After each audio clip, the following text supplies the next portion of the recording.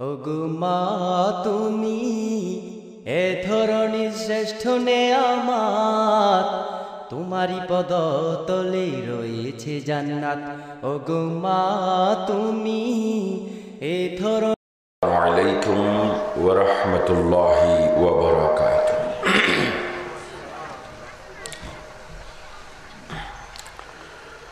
আলহামদুলিল্লাহি নাহমাদুহু ওয়া নাস্তাঈনুহু ওয়া নাস্তাগফিরুহু ওয়া নাউযু বিল্লাহি মিন শুরুরি أنفسنا ومن سيئات أعمالنا من يهده الله فلا مضل له ومن يضلله فلا هادي له ونشهد أن لا إله إلا الله وحده لا شريك له ونشهد أن سيدنا وحبيبنا ومولانا محمدا عبده ورسوله الذي أرسله بالحق بشيرا ونذيرا وداعيا إلى الله بإذنه وسراجا منيرا فقد قال الله تعالى في كلامه المجيد الفرقان الحميد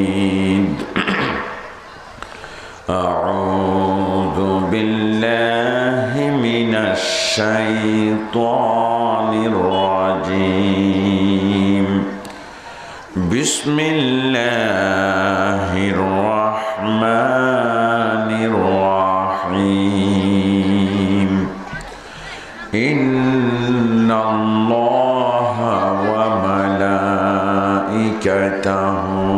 يصلون على النبي يا أيها الذين آمنوا صلوا عليه وسلموا تسليما اللهم صل على سيدنا مولانا محمد وعلى آل سيدنا مولانا محمد اللهم صل على سيدنا مولانا محمد وعلى آل سيدنا مولانا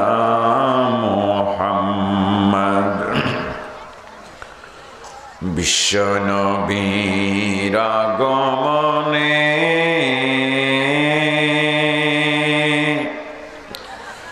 ধন্য হলো এই ধরা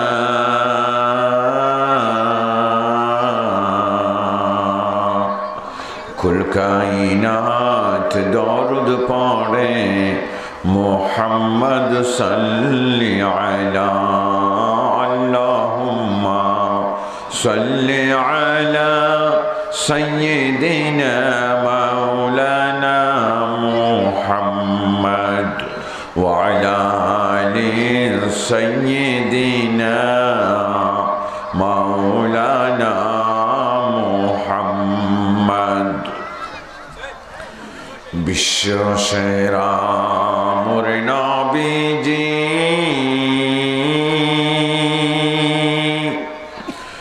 রহমাতুল লিল আলামিন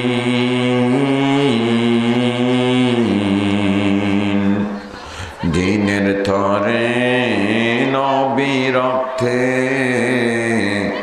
ভাসালেন তায়েফের জমিন আল্লাহুম্মা صل على سيدنا مولانا محمد وعلى آل سيدنا مولانا محمد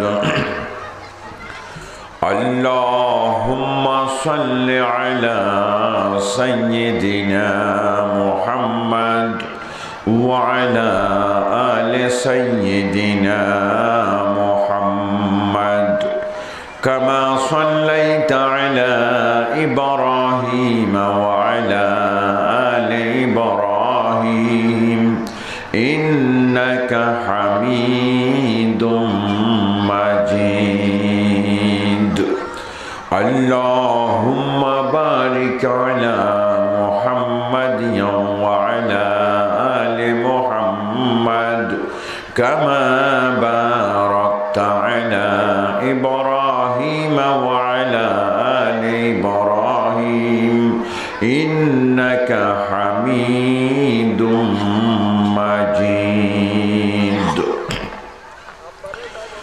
أعوذ بالله من الشيطان الرجيم بسم الله الرحمن الرحيم يا أيها النبي قل لأزواجك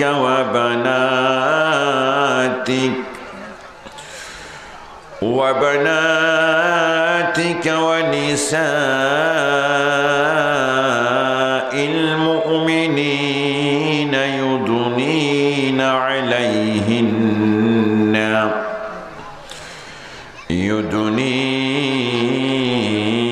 عليهن من جلابيبهن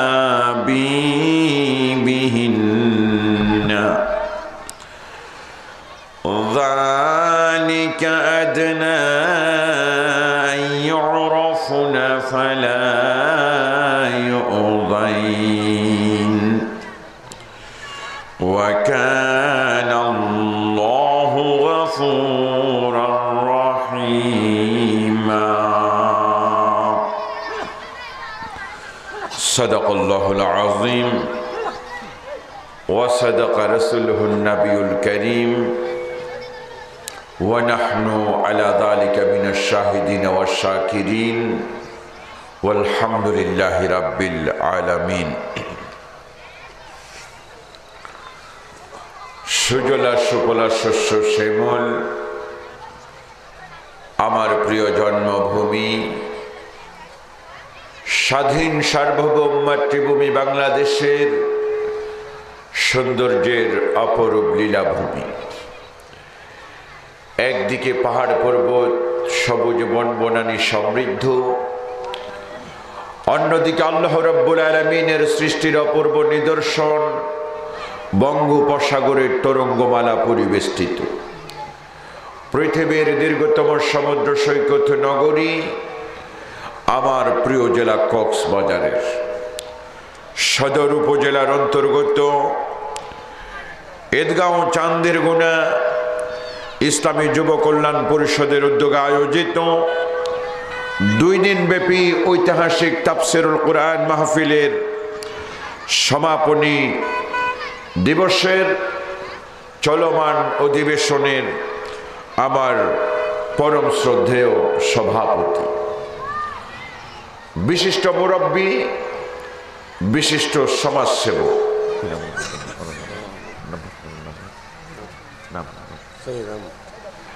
জনাব সৈয়দ আহমদ সাহেব,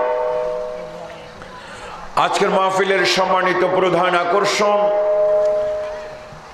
আন্তর্জাতিক খ্যাতি সম্পন্ন মুফাসসিরে কুরআন, বাংলাদেশের খ্যাতনামা আলেমে দ্বীন, বিশিষ্ট ইসলামী চিন্তাবিদ, আমার অত্যন্ত শ্রদ্ধাস্পদ ব্যক্তিত্ব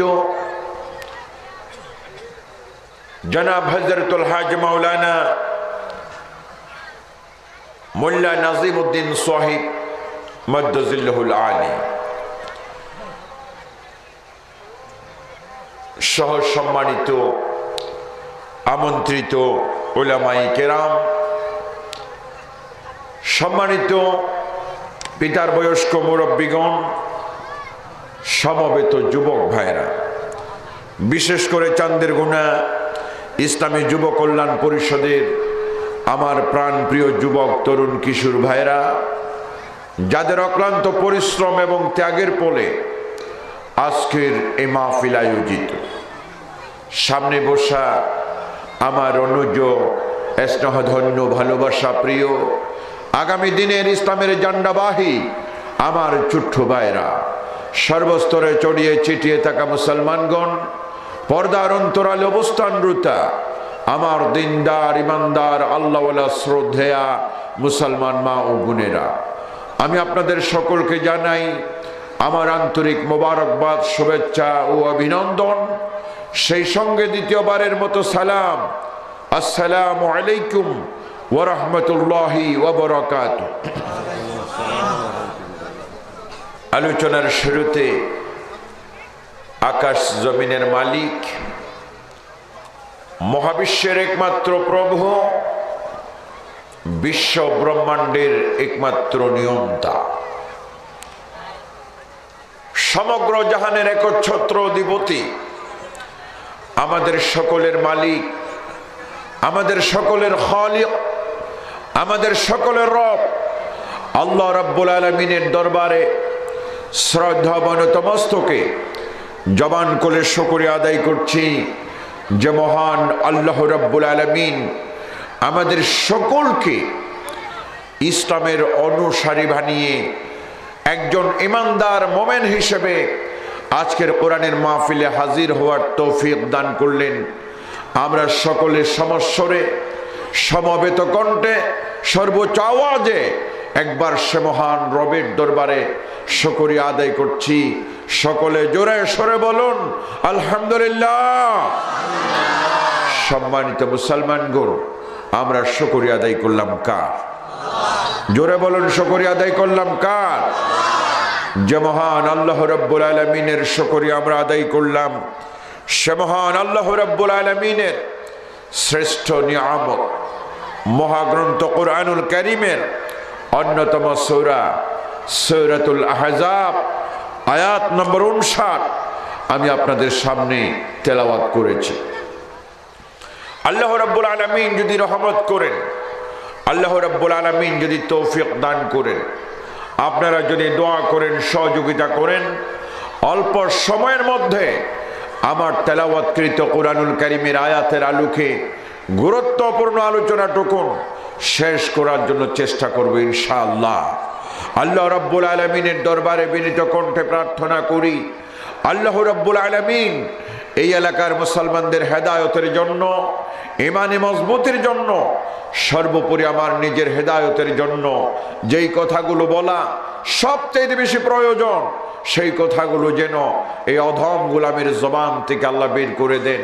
সকলে বলুন আমিন।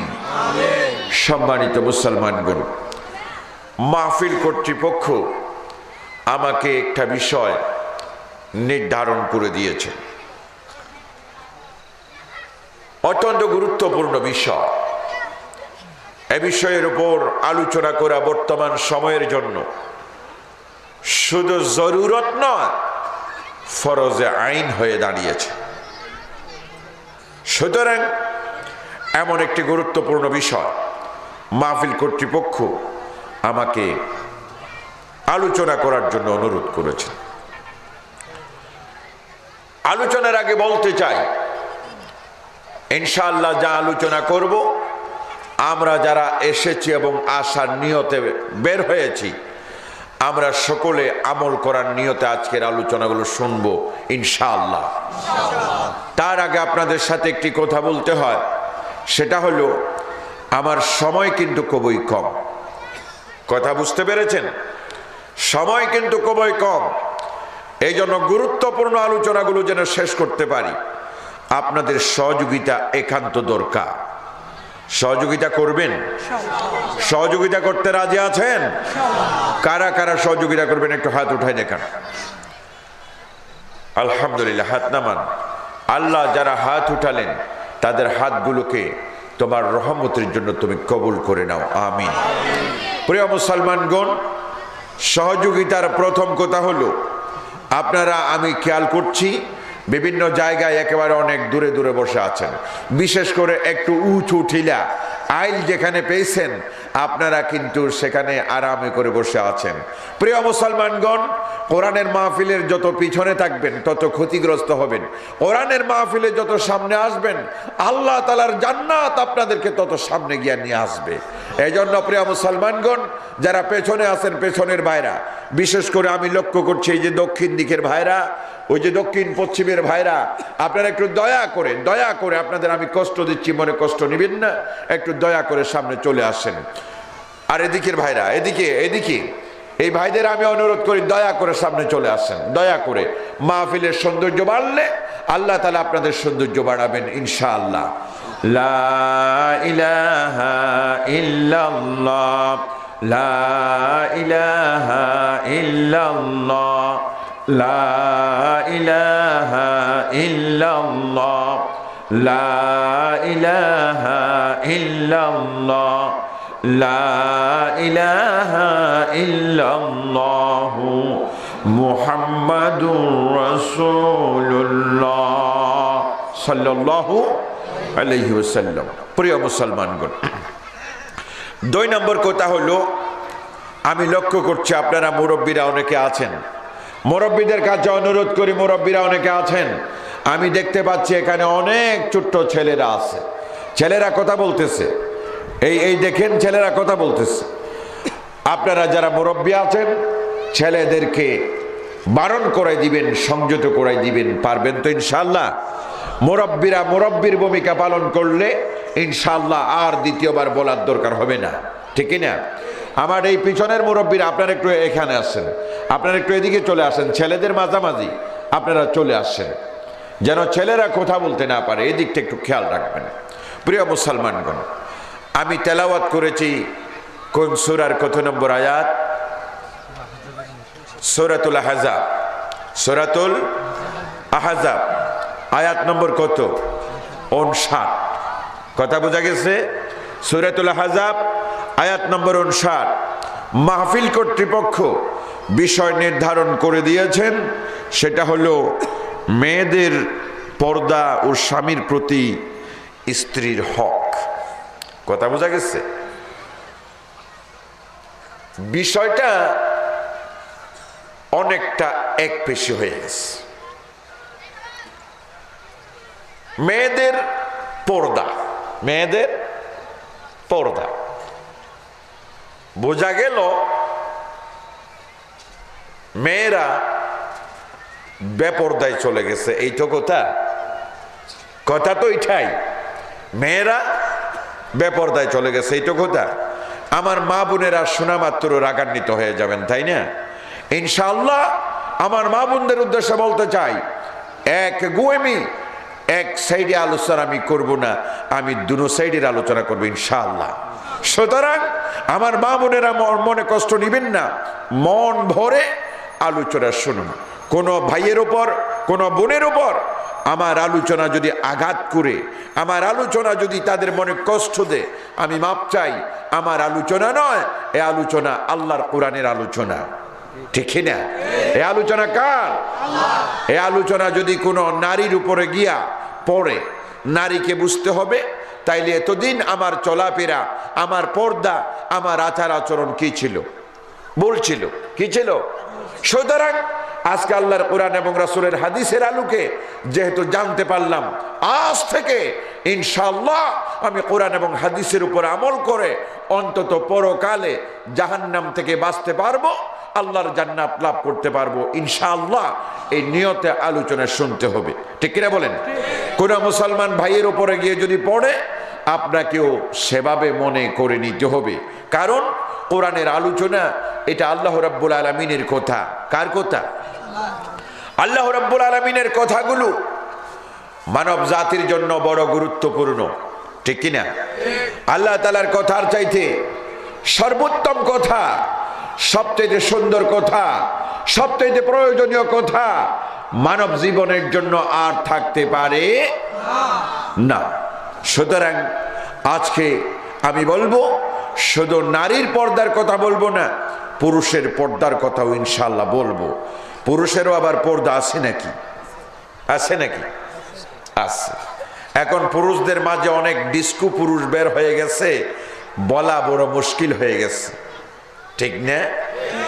আবার বলা হচ্ছে যে স্বামীর প্রতি স্ত্রীর হক, তো স্ত্রীর প্রতি স্বামীর হক নাই? নাই? তো সুতরাং এক পেশা আলোচনা ইনশাআল্লাহ হবে না। আমাদের সংসার, এই সংসার আমাদের, ঠিক কিনা? এই সংসার কার? এই ঘরগুলো আমাদের। আমার ঘরে আমি আছি, আমার স্ত্রী আছে, ঠিক না? আমার বাবা আছে, আমার মা আছে, আমার ছেলে আছে, আমার মেয়ে আছে। ছেলে, মেয়ে, বাবা, মা, স্ত্রী, স্বামী মিলেই তো একটা সংসার, ঠিক কিনা বলেন? সুতরাং একজন যদি অশুদ্ধ হয়, পুরা ঘরের ভিতরে একজন যদি অশুদ্ধ হয়, পুরা ঘরটা অশুদ্ধ, ঠিক কিনা? সেটা বউও হইতে পারে, স্বামীও হইতে পারে, ছেলেও হইতে পারে, মেয়েও হতে পারে, বাবাও হতে পারে, মাও তো হতে পারে, ঠিক কিনা বলেন? সুতরাং আজকে আলোচনা এক পেশে আলোচনা হবে না ইনশাআল্লাহ, আমরা উভয় সাইডে আলোচনা করব। তবে সময় যেহেতু সংক্ষিপ্ত, আমি একটু সংক্ষেপে আলোচনা করব, আপনাদের বুঝে নিতে হবে। প্রিয় মুসলমানরা, কোরআনুল কারীমের সূরাতুল আহজাবের 59 নম্বর আয়াত আমি তেলাওয়াত করেছি। সর্বপ্রথম আয়াতের সরল তর্জমা আমি আপনাদের সামনে উপস্থাপন করছি।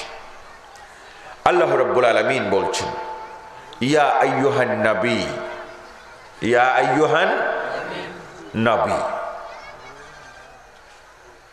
কথা বলতেছেন আল্লাহ, কথা বলতেছেন কে? আল্লাহ। সম্বোধন, খেতাব করতেছেন বিশ্বনবী সাইয়্যিদুল মুরসালিন রাহমাতুল লিল আলামিন জনাব মুহাম্মদুর রাসূলুল্লাহ সাল্লাল্লাহু আলাইহি ওয়াসাল্লাম। বলতেছেন আল্লাহ, শ্রোতা মুহাম্মদ সাল্লাল্লাহু আলাইহি ওয়াসাল্লাম। শ্রোতা কে?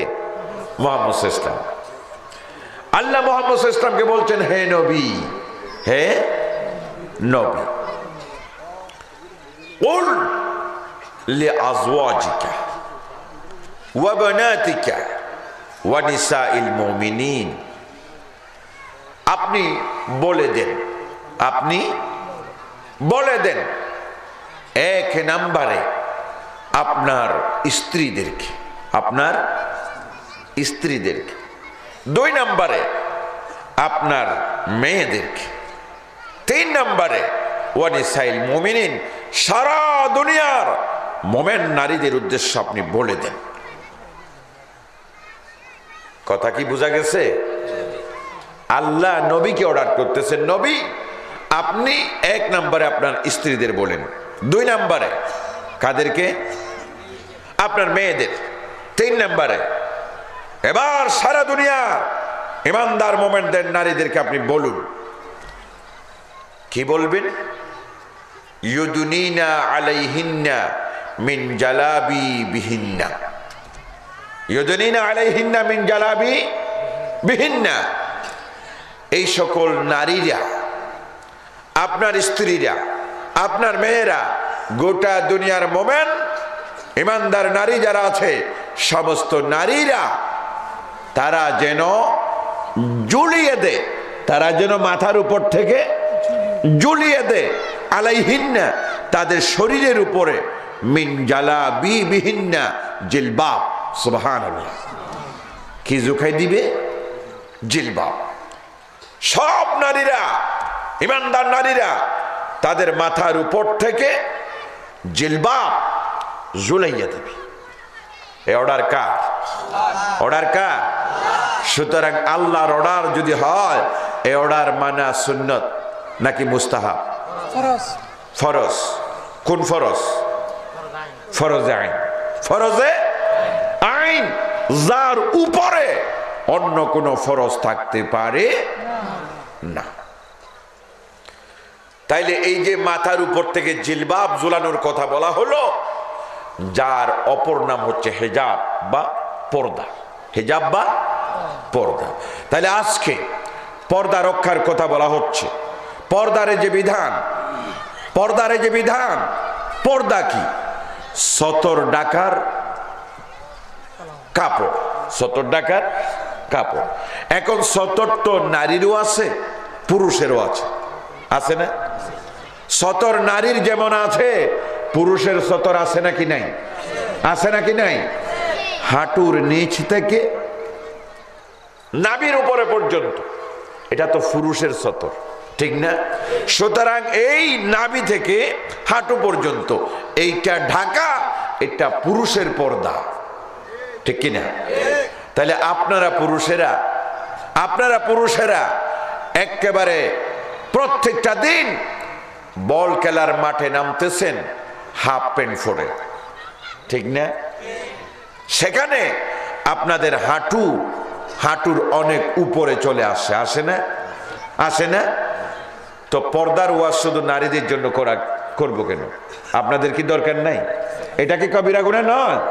কবিরা গুনাহ নয়। সুতরাং আজকে আমরা শুধু নারী নারী নারী নিয়ে আসি, নিজের খবর আমরা কেউ রাখতে চাই না। ডিস্কো পুরুষ কতগুলো বের হয়ে গেছে আপনারা খেয়াল করছেন? এখন প্যান্ট কোথা? বলেন না আপনারা, প্যান্ট কোথা? আমরা প্যান্ট সিলাতাম, পায়জামা সেলাই করতাম কোমরের কঠির উপরে, ঠিক না? কোমরের কঠির উপরে। এখন প্যান্ট যারা সিলায়, এরা প্যান্টের যে উপরের অবস্থা বলতেও তো লজ্জা লাগে, লাগে না? মনে হয় এই প্যান্টটা যেন এখন গলেই যাবে, ঠিক কিনা? আর উপরে যদি শার্ট বা গেঞ্জি থাকে কোনো প্রকার চলে, শার্ট গেঞ্জি না থাকলে একেবারে কর্ণফুলির কিনারা দেখা যায়, ঠিক না? ঠিক না? আপনারা হাইস গাড়িতে তো ওঠেন, হাইসে ওঠেন না? হাইসের কতগুলো হেল্পার থাকে যারা টাকা তুলে, হেল্পার আছে না? হাইসের হেল্পারেরা বেচারেরা সারাদিন একেবারে রুকুর অবস্থা, ঠিক না? আবার এই ছেলেরা নামাজ দোয়া তো নাই, কোনো চরিত্র তো নাই এদের, এমনি নামে মুসলমান, কামে তো কিচ্ছু নাই। এখন এরা সদা সর্বদা টাকা তুলতে গিয়া হাইস গাড়িতে এমন তারা সোজা হয়ে দাঁড়াইতেও পারে না, আবার বসার জন্য সিটও তারা পায় না। বেচারা সারাদিন রুকু অবস্থায় থাকে। এখন সে যখন রুকুতে যায় তখন তার প্যান্টের অবস্থা আর তার ভিতরের অবস্থা বড় মারাত্মক আকার ধারণ করে। কথা বোঝা গেছে তো? সুতরাং এই অবস্থায় এখন নারীর পর্দার চাইতে পুরুষের পর্দার আলোচনা বেশি জরুরি হয়ে পড়েছে। প্রিয় মুসলমান,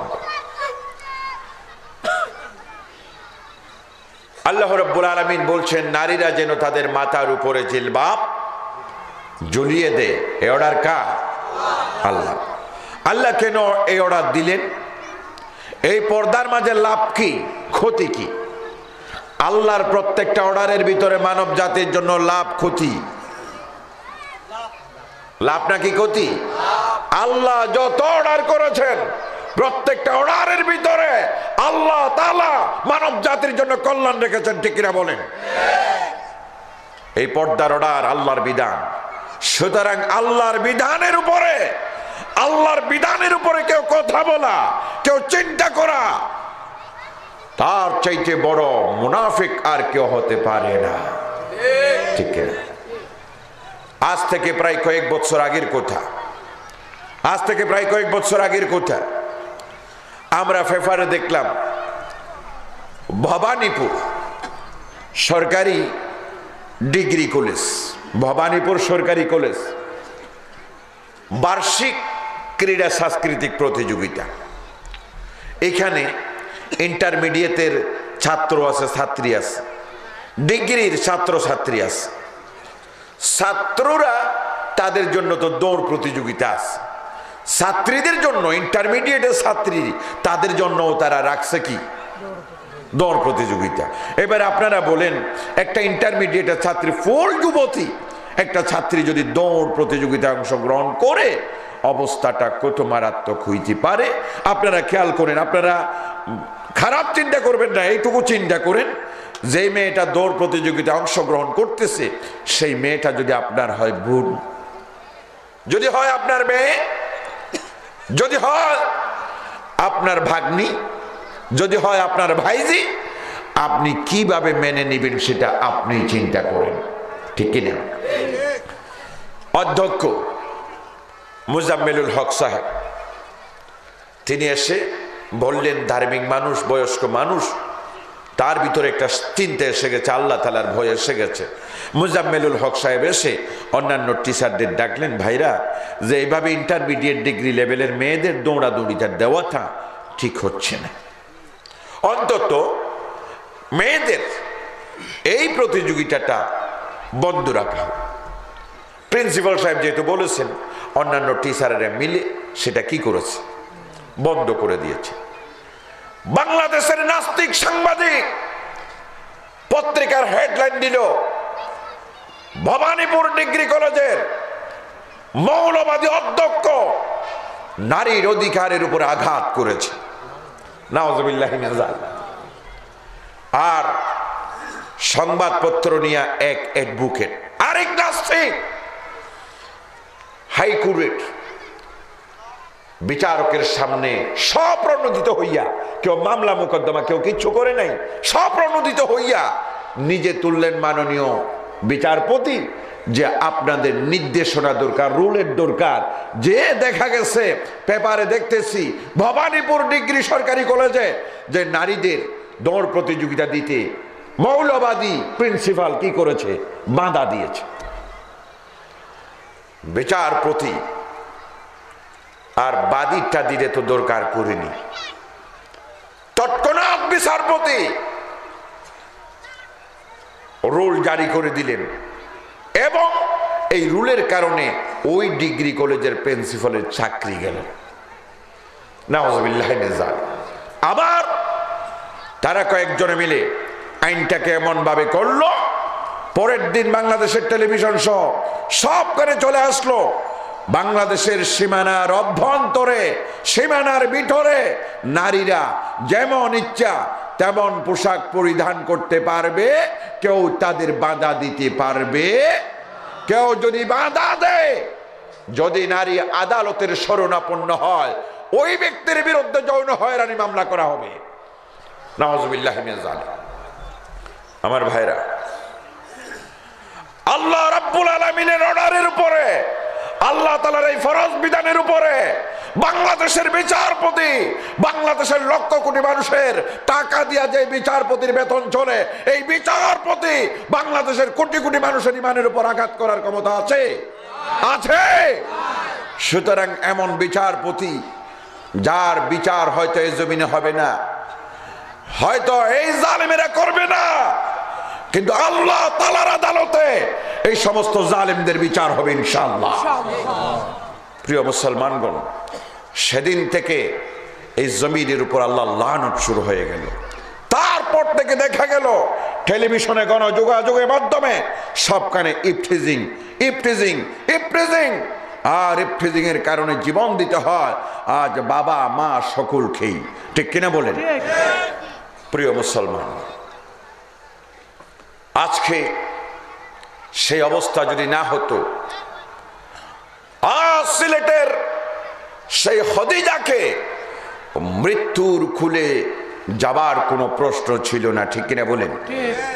এমন পৈশাচিক নির্মম কায়দায় সিলেটের খদিজাকে কোপালো এক বাংলাদেশের সোনার ছেলে, ঠিক না?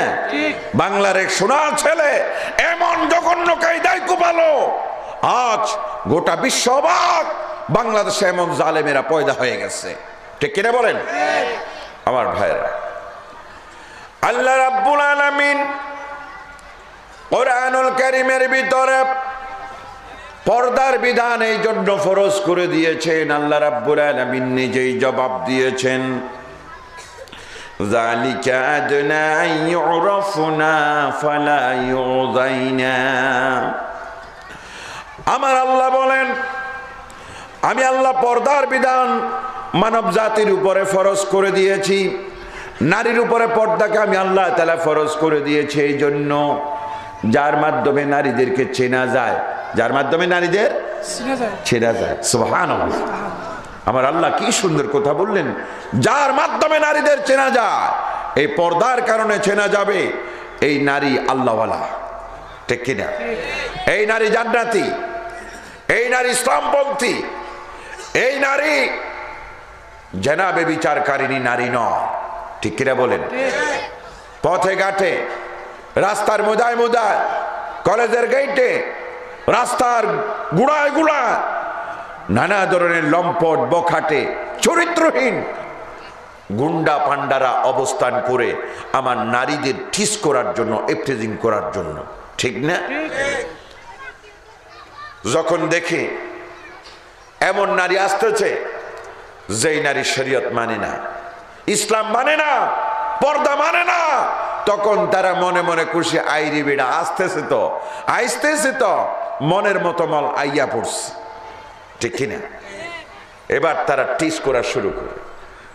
আর যখন দেখে একজন নারী ঢিলা ডালা পোশাক, এরা মনে মনে ভাবে এই রেবেড়া কোন মৌলানার মেয়েতে মনে হয়। হ্যাঁ, সুতরাং এই হুজুর মার্কা মৌলানাদের মেয়েদের নড়া চড়াই বড় জামিলা, আবার স্যান্ডেল মাইরা দেয় নাকি মহা বিপদ আইসা যায়, ঠিক কিনা বলেন? কারণ দেখা যায় এই নারী যেভাবে পর্দা টর্দা করে আইতেছে, তার পোশাক আশাক ঢিলা ডালা পোশাক এমন ভাবে পর্দা টর্দা করে আসতেছে, মনে হয় এই নারী আমাদের মতো গুন্ডা নারী নয়, ঠিক কিনা বলেন? এই নারী চরিত্রবান নারী, এই নারী জান্নাতি নারী, এই নারী ইসলামপন্থী নারী, এই নারী আল্লাহওয়ালা নারী। সুতরাং এই নারীর উপরে কোনোভাবে টিস করা যাবে না। আমার ভাইরা,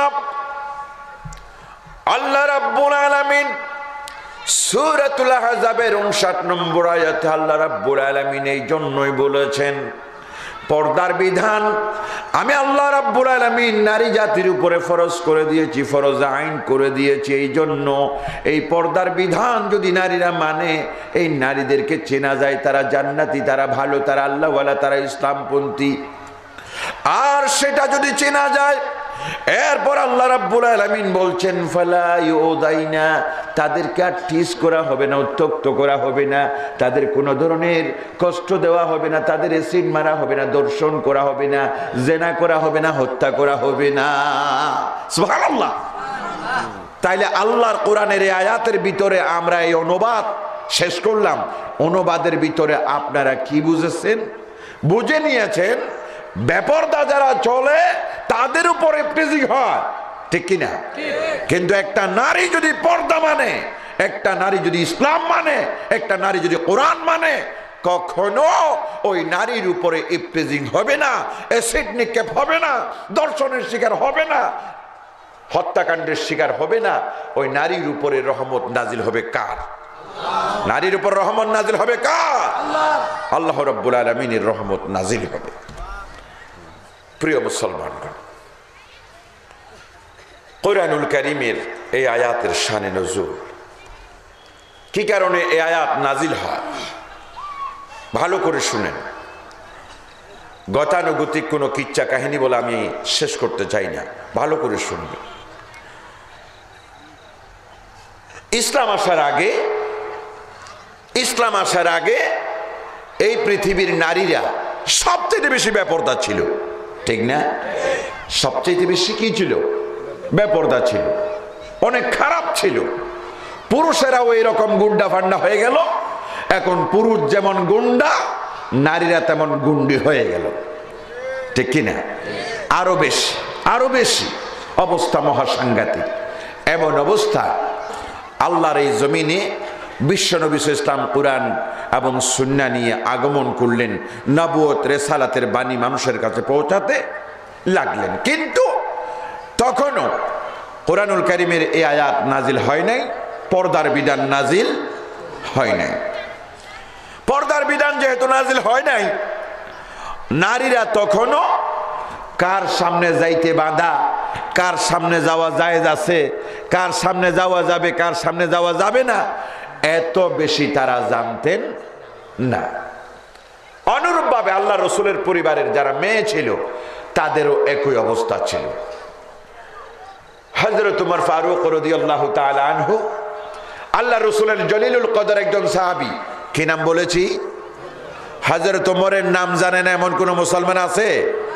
হযরত উমর ফারুক, যার নাম শুনলে দুনিয়ার অমুসলিমরা তোড় করে কাঁপতো। ঠিক কিনা বলেন? অর্ধ পৃথিবী করেছো শাসন, দুলার থকতে বসি। সুবহানাল্লাহ। কোন রাজধানী ছিল না, কোন গণভবন সংসদ ভবন ছিল না, দুলার তক্তে বসে উমর আঙ্গুলের ইশারায় গোটা আধা পৃথিবী শাসন করেছেন। ঠিক কিনা? আবার উমর আল্লাহ তাআলার এমন প্রিয় মানুষ ছিলেন, রাসূলের এমন জলিলুল কদর সাহাবী ছিলেন, আল্লাহ রাসূল বর্ণনা করেছেন, আমার পরে আল্লাহ যদি এই পৃথিবীর জমিনে কোন নবী বানাতো, রাসূল বানাতো, সেই নবী বা রাসূল হতো হযরত উমর। সুবহানাল্লাহ। কি উত্তম মানুষ ছিলেন তিনি। আমার ভাইয়েরা, শুধু তা নয়, হযরত উমর ফারুক স্বয়ং আল্লাহ রাব্বুল আলামিনের কাছে এত বেশি প্রিয় ছিল। ওমর ফারুক যদি চাইতেন, ওমর ফারুকের মর্জির উপরে চাওয়ার উপরে আল্লাহ কোরআন নাজিল করেছেন। সুবহানাল্লাহ। কোরআনের অনেক আয়াত আছে শুধু ওমরের কারণে আল্লাহ কোরআন নাজিল করেছেন। সুবহানাল্লাহ। এমন কি আপনারা শুনে অবাক হবেন, স্বয়ং আল্লাহর রাসূলের সিদ্ধান্তকে আল্লাহ তিরস্কার করেছে আর ওমরের সিদ্ধান্তকে আল্লাহ স্বাগত জানিয়েছে। সুবহানাল্লাহ। বদরের ময়দানে বদরের যুদ্ধ হলো, মুসলমানগণ জয়লাভ করলেন। ঠিক না? মুসলমান কি করলেন? জয়লাভ করলেন। কাফিরেরা পরাজয় বরণ করলো। আবু জেহেল, আবু লাহাব, উতবা, সাইবা, বড় বড় নেতা তারা দুনিয়ার জমিন থেকে বিদায় নিয়ে গেল। আর 70 জন কাফিরের নেতা মুসলমানদের হাতে বন্দী হয়ে গেল। বন্দী অবস্থায় আল্লাহ রাসূল সাল্লাল্লাহু আলাইহি সাল্লাম মজলিসে শুরার বৈঠক ডাকলেন। মজলিসে শুরার বৈঠক শুরু হয়ে গেল। মজলিসে শুরা রাসূল পাকের যুগে ছিল। ঠিক কি না? আজকে কোন ইসলামী দলে মজলিসে শুরা আছে নাকি? নাই। রাসূল পাক সাল্লাল্লাহু আলাইহি সাল্লামের আদলে, রাসূল পাক ইসলামের সেই মুসলমানদের আদলে, কোরআন সুন্নাহর আদলে গড়া এই মজলিসে শুরা। ঠিক কিনা বলেন? আল্লাহ রাসূল মজলিসে শুরার বৈঠক ডাকলেন। কি করা যায়? এখন কাফির বন্দীরা মুসলমানদের হাতে আটক, 70 জন বন্দী আটক। এখন কি করা যায়? হযরত আবু বকর সিদ্দিক রাদিয়াল্লাহু তাআলা আনহু অনেক নরম তবিয়তের মানুষ। তিনি পরামর্শ দিলেন, প্রস্তাব দিলেন, ইয়া রাসূলুল্লাহ, যে এই সমস্ত মুসলমান যারা ধরা পড়ছে মূলত তারা তো আমাদের আত্মীয়। ঠিক না? মূলত তারা আমাদের কি আত্মীয়। তারা আমাদের আত্মীয়। কথা ভালো করে বুঝেন, এদিক ওদিক দেখবেন না, কথা ভালো করে বুঝেন। এরা আমাদের কি আত্মীয়। সুতরাং এদেরকে কতল করাটা কি হবে না? ঠিক হবে না। বিনিময়ে এদের কাছ থেকে দুইটা জিনিস আদায় করা যায়। একটা হলো, এদের মাঝে যারা শিক্ষিত তারা আমাদের ছেলেদেরকে কিছুদিন কি দো, লেখাপড়া শিখো, লেখাপড়া শিখাক। যে যারা শিক্ষিত তারা আমাদের ছেলেদেরকে কি করাবে? আরবি এবং অন্যান্য লেখাপড়া যা যা তারা জানে তা শিখাবে। তো বিনিময়ে তাদেরকে ছেড়ে দেওয়া হবে। আর যারা লেখাপড়া জানে না তারা যদি জরিমানাতে মুক্তি পান, তাহলে মুক্তিপণের বিনিময়ে তাদের ছেড়ে দেওয়া হবে। বিনিময়ে আমরা লক্ষ লক্ষ টাকার মালিক হলে আমরা অস্ত্র শস্ত্র কিনতে পারবো ভবিষ্যতে। আর কাফিরেরা আমাদের দিকে মাথা তুলে থাকতে পারবে না। এখন তো আমাদের হাতে অস্ত্র নেই, কিচ্ছু নাই। সবে মাত্র মক্কা থেকে মদিনায় আসলাম, আমাদের হাতে অস্ত্র শস্ত্র কিচ্ছু নাই। তারপরও ইমানি জুড়ে আমরা বদরের ময়দানে নামলাম আর আমাদের আল্লাহ আমাদের জয় দিয়েছেন। ঠিক কিনা? কিন্তু ভবিষ্যতে এদের কাছ থেকে যদি টাকা পয়সা পাই আমাদের আর অস্ত্র শস্ত্রের অভাব হবে না। ইসলামের জন্য আমরা কাফিরদের বিরুদ্ধে রুখে দাঁড়াতে পারবো। সুবহানাল্লাহ। মুসলমানদের প্রত্যেকটা চিন্তা, প্রত্যেকটা পরামর্শ ছিল ইসলামের জন্য। ঠিক কিনা? কিন্তু হযরত ওমর ফারুক বললেন, ইয়া রাসূলুল্লাহ, আমার পরামর্শ হলো এই কাফিরদেরকে কোনো ধরনের চিন্তা ভাবনা না করে একেবারে তাদের শরীর থেকে মাথা, কল্লা কেটে গলা কেটে আলাদা করে দেওয়া, আলাদা করে দেওয়া। সুবহানাল্লাহ। পরামর্শ দিয়েছেন কে? হযরত ওমর তো গরম মানুষ, পরামর্শ গরম। পরামর্শ দিলেন, ইয়া রাসূলুল্লাহ, আমার পরামর্শ হলো এদের একেবারে কল্লা কেটে দুই টুকরা করে দেওয়া। সুবহানাল্লাহ। এখন আল্লাহ রসুল তো রহমতুল্লিল আলামিন, ঠিক না? দয়ার সাগর নবী হযরত আবু বকরের পরামর্শ আল্লাহ রসুলের কাছে ভালো লাগলো। আর আল্লাহ রসুল হযরত আবু বকর এবং এই জাতীয় যারা ছিল তাদের পরামর্শ ক্রমে যারা শিক্ষিত ছিল তাদেরকে লেখাপড়া করানোর জন্য দায়িত্বে নিয়োজিত করলো, আর যারা অশিক্ষিত ছিল তাদের কাছ থেকে টাকা পয়সা নিয়ে তাদের মুক্ত করে দিল। আল্লাহ রাব্বুল আলামিনের কোরআনের আয়াত নাজিল হয়ে যায়, নবী কোন নবীর পক্ষে শোভনীয় নয় এইভাবে মুসলমানদেরকে ছেড়ে দেওয়া। আল্লাহ তাআলার ইচ্ছা হলো হককে মজবুত ভাবে প্রতিষ্ঠিত করা আর বাতিলের শিকড় উপড়ে ফেলা।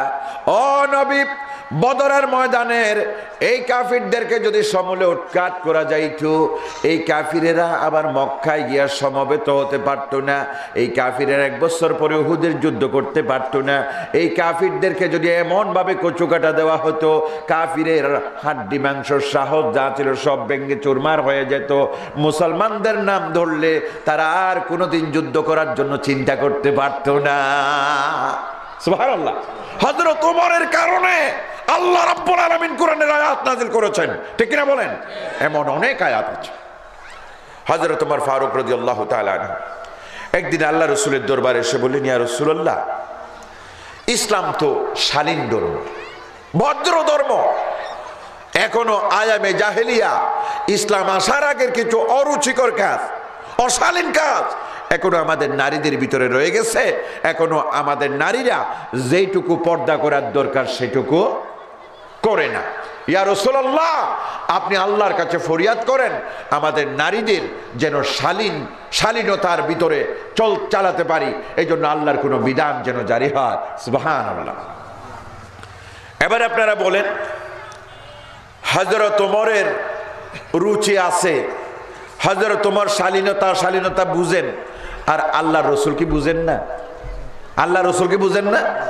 নিশ্চয় হযরত ওমরের চাইতে অনেক বেশি বুঝেন, ঠিক কিনা? কিন্তু ওমরের বিবেকে যেটা আসলো আল্লাহ রসুলের বিবেকে আসলো না কেন? আল্লাহ রসুলের বিবেকে ঠিকই আসছিল, কিন্তু আল্লাহ রাব্বুল আলামিন যতক্ষণ আল্লাহ তাআলার পক্ষ থেকে অর্ডার হয় নাই ততক্ষণ আল্লাহ তাআলা কোনো বিধান জাতির উপরে চাপাইয়া দেন নাই। সুবহানাল্লাহ। যেহেতু পর্দার বিধান আল্লাহ রসুল অপেক্ষা করছিলেন, এটার জন্য আল্লাহর ফয়সালা আসবে, ঠিক কিনা? এর কিছুদিন পরে হযরত ওমর ফারুক আরেকদিন আল্লাহ রসুল সাল্লাল্লাহু আলাইহি সাল্লামের দরবারে আসতেছিলেন। এমন সময় দেখা যায় হযরত আল্লাহর রসুলের স্ত্রী, আমাদের সকলের মা উম্মুল মুমিনিন হযরত সাউদা রাদিয়াল্লাহু তাআলা আনহার মাথা ঘেরার উপরে। হযরত সাউদা খুব লম্বা ছিলেন, খুব লম্বা মহিলা, ঘেরার উপরে, বেড়ার উপরে হযরত সাউদার মাথা হযরত ওমর বাইর থেকে দেখেছেন। সুবহানাল্লাহ। এখন হযরত ওমর দেখার পরে মনে মনে ভাবলেন, আল্লাহর নবীদের এভাবে বাইর থেকে, আল্লাহর নবীর স্ত্রীদের এভাবে বাইর থেকে দেখাটা কোনোভাবে কি হয় নাই, উচিত হয় নাই। সুতরাং আমি আজকেই গিয়া আল্লাহ রসুলকে আবার বলবো, আল্লাহ রসুলকে আজ আমি ছাড়বো না। হযরত ওমর চলে আসলেন। হযরত ওমরের মনের ব্যাপারটা বুঝে ফেলেছেন কে? আকাশ জমিনের মালিক আল্লাহ। সুবহানাল্লাহ। হযরত ওমর ফারুক আল্লাহ রসুলের দরবারে হাজির। ইয়া রাসূলুল্লাহ, উম্মুল মুমিনিন হযরত সাউদা রাদিয়াল্লাহু তাআলা আনহার মাথা আজকে ঘরের বেড়ার উপরে আমি দেখতে পেয়েছি। ইয়া রাসূলুল্লাহ, আপনি আল্লাহর কাছে ফরিয়াদ করেন আমাদের মুসলমান নারীদের জন্য যেন আল্লাহর বিধান জারি হয়। এমন সময় আল্লাহর রাসূলকে আর আল্লাহর দরবারে ফরিয়াদ করতে হয় নাই। ওমরের মর্জির উপর আল্লাহ রাব্বুল আলামিন বলে দিলেন, জিবরাইল তৎক্ষণাৎ চলে যাও, ও জিবরাইল চলে যাও, আমার বান্দা ওমর আমার নবীর কাছে যে ফরিয়াদ করতেছে, আমার নবী বিব্রত বোধ করতেছে, কারণ আমার নবী আমার আল্লাহর কাছে চাইয়া কোনো বিধান জারি করে না। আমি আল্লাহ যেই বিধান জারি করি সেই বিধান আবার জাতির কাছে পৌঁছাইতেও দেরি করেন না। ও জিবরাইল জলদি করে চলে যাও আমার নবীর কাছে, আর আমার নবীকে বলে দাও, ইয়া আইয়ুহান নাবিয়্যু কুল লিআজওয়াজিকা ওয়া বানাতিকা ওয়া নিসাইল মুমিনিনা ইউদনিনা আলাইহিন্না মিন জালাবিবিহিন্না। কুরআনুল কারীমের আয়াত নিয়ে জিবরিল আমিন আলাইহিস সালাম বিশ্বনবীর দরবারে হাজির হয়ে গেলেন। আল্লাহ রাব্বুল আলামিন হযরত ওমরের মর্জির উপরে কুরআনুল কারীমের আয়াত নাজিল করলেন। আমার ভাইরা, আয়াতের মাধ্যমে সর্বপ্রথম পর্দার বিধান আল্লাহ রাব্বুল আলামিন নারী জাতির উপরে ফরজ করে দিয়েছেন। এই জন্য মুফাসসিরিনে কেরাম তারা বলেন এই আয়াত হলো আয়াতুল হিজাব। আয়াতুল হিজাব, পর্দার আয়াত। এটা সর্বপ্রথম, এই আয়াতের আগে আর কোনো পর্দার বিধান জারি হয় নাই। শানে নুজুল আপনারা শুনেছেন, ঠিক না? এবার আসেন তার ব্যাখ্যার দিকে। ব্যাখ্যার দিকে গেলে এই আয়াত অত্যন্ত গুরুত্বপূর্ণ। এই কথা বলতেছে কে? এখানে কোনো মুরব্বী নাই? এদিকে দেখেন না, এখানে কি কোনো মুরব্বী নাই?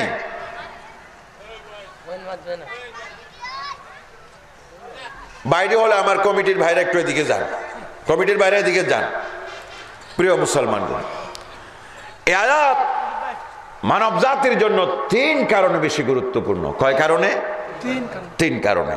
1 নম্বর কারণ হলো এই আয়াত কার? এই বিধান কার? এই কালাম কার? সুতরাং আল্লাহর কালামের গুরুত্ব বেশি নাকি বাংলাদেশের বিচারপতির কালামের গুরুত্ব বেশি? আল্লাহর কালামের গুরুত্ব সবচাইতে বেশি। পৃথিবীর কোন রাজা বাদশা আল্লাহর এই বিধানের বিপরীতে যদি আইন করলে মুসলমানরা সেই আইন কখনো মানতে পারে না। ঠিক না বলেন? আল্লাহর কালাম, আল্লাহ রাব্বুল আলামিনের আইন মুসলমান জাতির জন্য ফরজে আইন। ঠিক কিনা? নাম্বার 2, এই আয়াতের বিধান বেশি গুরুত্বপূর্ণ এই জন্য আল্লাহ রাব্বুল আলামিন নিজে তো জারি করেছেন, সাথে বিশ্ব নবীকে সাক্ষী বানাইছেন। ঠিক কিনা? কোরআনের অন্যান্য আয়াত আল্লাহ বলেছেন যে তোমরা নামাজ পড়ো, তোমরা নামাজ কায়েম করো, আকিমুস সালাহ, তোমরা নামাজ কায়েম করো, ওয়াতুজ যাকাত, তোমরা যাকাত দাও। ডাইরেক্ট আল্লাহ বলে দিয়েছেন। ঠিক কিনা? কিন্তু এই আয়াত আল্লাহ তোমরা পর্দা করো এইভাবে বলে নাই, বলেছেন নবী আপনি বলে দেন। নবী আপনি, তাইলে নবীর মাধ্যমে বলাইয়া আল্লাহ তাআলা নবীকে সাক্ষী বানাইছেন। ঠিক কিনা? সুতরাং নবী সাক্ষী, নবী আল্লাহ অর্ডার দাতা, নবী সাক্ষী। কথা বোঝা গেছে? এখানে আল্লাহ এবং আল্লাহ রাসূল 2 জন সম্পৃক্ত। নাম্বার 3, যেই কারণে সবচেয়ে বেশি গুরুত্বপূর্ণ সেটা হলো, আপনারা খেয়াল করেন, এই ফরজ পর্দা আপনার নামাজের চাইতে গুরুত্বপূর্ণ, আপনার হজের চাইতে গুরুত্বপূর্ণ, আপনার যাকাতের চাইতে গুরুত্বপূর্ণ। ইসলামের প্রধান 5টি স্তম্ভ আছে নাকি নাই? বুনিয়াল ইসলামু আলা খামসিন শাহাদাতু আল্লা ইলাহা ইল্লাল্লাহ ওয়া আন্না মুহাম্মাদার রাসূলুল্লাহ ওয়া ইকামুস সালাত ওয়া ইতাউজ যাকাত ওয়াল হজ্জ ওয়া সাওম রমাদান। আল্লাহর রাসূল সাল্লাল্লাহু আলাইহি ওয়াসাল্লাম বলেছেন ইসলাম 5টি খুঁটির উপরে প্রতিষ্ঠিত। কয় খুঁটির উপর? কয় খুঁটির উপর? 5 খুঁটির উপর ইসলাম প্রতিষ্ঠিত। সুতরাং এই 5 খুঁটির নাম, 1 নম্বর হচ্ছে ঈমান। 1 নম্বর কি? 1 নম্বর কি? ঈমান। 2 নম্বরে নামাজ। 2 নম্বরে কি? 3 নম্বরে রোজা। 4 নম্বরে হজ। 5 নম্বরে যাকাত। এই বিধানগুলো ইসলামের সবচেয়ে গুরুত্বপূর্ণ বিধান। ঠিক কিনা বলেন? একটু জিকির করেন, লা ইলাহা ইল্লাল্লাহ, লা ইলাহা ইল্লাল্লাহ, লা ইলাহা ইল্লাল্লাহ লা ইলাহা ইল্লাল্লাহ লা ইলাহা ইল্লাল্লাহ লা ইলাহা ইল্লাল্লাহ মুহাম্মাদুর রাসূলুল্লাহ। মিছিলকারী ভাইরা মিছিল বন্ধ করেন, মিছিল বন্ধ করেন, মিছিল দরকার নাই, মিছিল বন্ধ করেন। প্রিয় মুসলমানগণ, যে কথা বলতে চাইলাম, ইসলামের প্রধান স্তম্ভ কয়টি? পাঁচটি।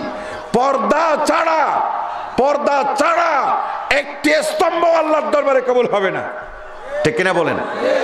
যেমন নামাজের জন্য পর্দা ফরজ, ঠিক কিনা? পর্দা ছাড়া নামাজ হবে? পর্দা ছাড়া নামাজ হবে? কথা যখন আসছে এখানে মশালা বলে দিই, বিশেষ করে আমার মা বোনেরা সারা জীবন নামাজ আদায় করেছেন, মরণ পর্যন্ত এক ওয়াক্ত নামাজ আপনার জীবনের কবুল হয় নাই, কিন্তু আপনি জানেন না আপনার জীবনের এক ওয়াক্ত নামাজ কবুল হয় নাই। প্রিয় মুসলমান ভাইরা, আপনাদের খেয়াল রাখতে হবে, আপনার মা যদি জাহান্নামে যায়, আপনার মেয়ে যদি জাহান্নামে যায়, আপনার বোন যদি জাহান্নামে যায়, আপনার স্ত্রী যদি জাহান্নামে যায়, আপনার বাঁচার কি সুযোগ আছে? আপনার বাঁচার সুযোগ আছে? এই জন্য আল্লাহ বলেছেন বিশ্বনবীর মাধ্যমে, আর আমি আপনাদের মাধ্যমে বলতে চাই, আপনাদের মেয়েদের কাছে, নারীদের কাছে আপনারা এই সংবাদ পৌঁছিয়ে দেন। কি সংবাদ? যে আপনার বউ, আপনার মা, আপনার বোন, আপনার স্ত্রী, আপনার মেয়ে আজীবন নামাজ পড়েছে, এক ওয়াক্ত নামাজ আল্লাহর দরবারে কবুল হয় না। হুজুর কেন? হুজুর কেন?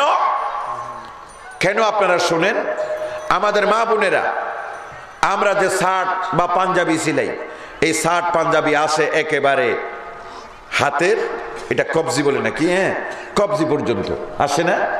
আসে না? কিন্তু আমাদের জন্য এটা ঢাকা কি ফরজ? আপনারা বলেন না এটা পুরুষের জন্য ফরজ? এটা পুরুষের জন্য ফরজ নয়, কিন্তু আমাদের মা বোনদের জন্য একেবারে কবজি পর্যন্ত ফরজ, ঠিক কিনা? কিন্তু আমাদের মা বোনেরা তাদের যে ব্লাউজ সিলায়, তাদের যেই ফরক কামিজ যা সিলায় বাহুর এই পর্যন্ত, ঠিক কিনা? অনেকের আবার বাহুর গোড়ালি পর্যন্ত আলগা, ঠিক না? কিন্তু বেশিরভাগে সিলায় একেবারে আলেম ওলামার বউরা পর্যন্ত সিলায় এই পর্যন্ত, ঠিক কিনা বলেন? তবে শতকরা দু একজন আছে শরীয়ত মোতাবেক ছিলা, আছে নাকি নাই? এই মাদের জন্য আল্লাহ দুনিয়া ঠিকই রেখেছেন, ঠিক কিনা?